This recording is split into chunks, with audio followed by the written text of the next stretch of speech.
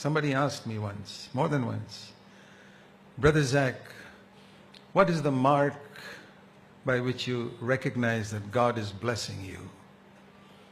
I said, for me, primarily it is this, that every day, and I say every day, I mean every day, He gives me light on some un-Christ-likeness in my life, that I can judge myself and cleanse myself and get rid of and fulfill that command in 2 Corinthians 7:1.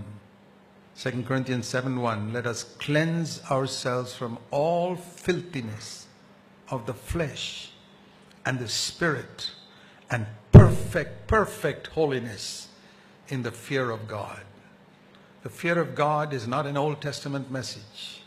It began in the Old Testament. But 2 Corinthians 7:1 says we perfect holiness in the fear of God.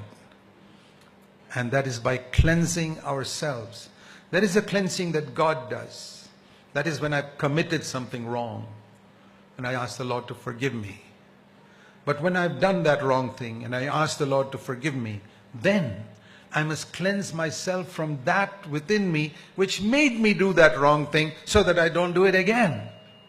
That is cleansing myself. Supposing I discover that it was my pride that made me reply to somebody in a certain way and I've committed that sin. I ask the Lord to forgive me. But then I must judge myself and cleanse myself of that attitude so that it doesn't happen again. Otherwise, I'll keep on living like that, like the rest of Christendom. Babylonian Christendom is like that. They keep on doing the same thing. How do we know God is not blessing them?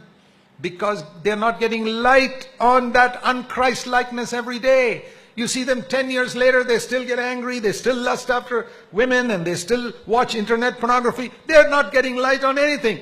They may be getting increment in their jobs, promotion in their jobs, like every other non-Christian and atheist gets promotion in their jobs.